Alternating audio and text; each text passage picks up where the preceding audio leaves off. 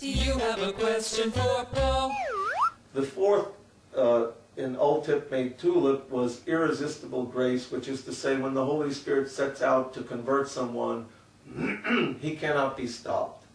And while that's true, to conclude that he can't be resisted is duh, because Stephen, I'll never forget what he said.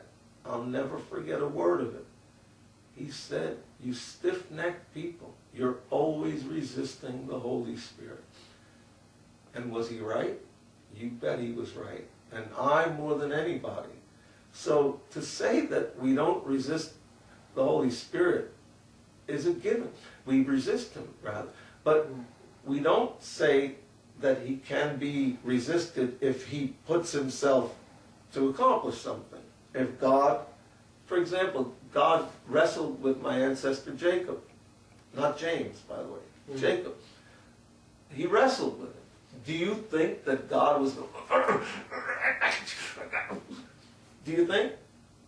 He could have taken him down. And he just, at one point, he just touched the socket of his hip and went, "Arr!" And he limped for the rest of his life. God was showing him, I could do you in anytime I want, but he allowed himself to wrestle. Now imagine somebody making a great systematic doctrine about how God's omnipotence requires that that incident never happened, because God would have killed him, necessarily because my system demands that he would have killed him. Right. Then you see that you have to work from reality to reality, not from concept to concept. So God is irresistible when he chooses to be, but remember, he may choose to be resistible, in which case nobody could make him irresistible at the point that he wants to be resistible. Which means it's better to let God be God the way he wants to be God and not try to impose our notions of what he ought to be on him. The last point is perseverance of the saints. TULIP, total depravity, unconditional election, limited atonement, and perseverance of the saints. Of course, perseverance of the saints is a tautology. The saints persevere. Sinners don't. But there are a lot of saints passing as sinners, and a lot of sinners passing as saints. So, in history, while that's a true doctrine and a concept, judged from the end, what does it do for us here? Therefore, I would say that this observation of the Brooklonian, what was it called? The Brooklynite minister? Yes. Yeah. That is correct. He has reflected my view correctly. And it may mean that I am faithfully represented in Brooklyn only, for all I know.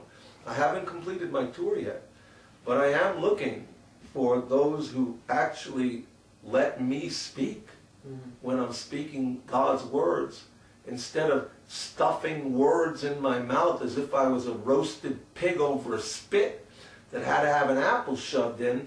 I think I know what I was talking about. And if you'll listen, you'll see that these are the words of life.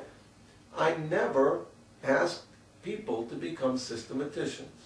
I asked them to obey the law of God and to be living lives of thankfulness for the salvation that God had given to them.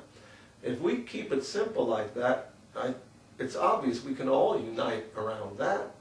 And our particular brand, I follow John. I follow Martin.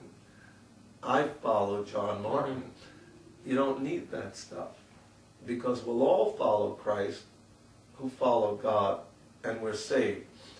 Now, let's just then remember, systematizing can be beneficial. It's especially beneficial, if not necessary, when it's the response to an attack by a heretical systematizer. But we go and systematize to crush them and to come back to the peace of reality and the plain word. We don't come back and bring our sword to the table at night. We don't give war training to our children only, but peace training to our children as well. Therefore, let's understand the value of systematics as well as the limitations of it. And remember, you know, Jim Tyne was a member of your church. We noted him in heaven as being a very responsible spokesperson. He was always thoughtful when he spoke. And I remember him saying one time that if God wanted us to know all this, why is the Bible filled with everything but? And he was right. So take a tip from Mr. Tyne. Tip from Tyne. Tip from Tyne. Well, thank you, Apostle. Great stuff. Yeah, Great stuff. peace, And thanks for that question, JR. And I'd like to encourage all the fans to keep the questions coming. Keep those cards and letters coming, like Perry Como used to say, you know. And any topic, anything goes Yeah. with you, right? Hot diggity, dog diggity, boom, what you do to me. It's so new to me, what you do to me.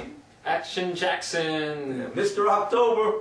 See you next time. Okay. Good question. Box Romano.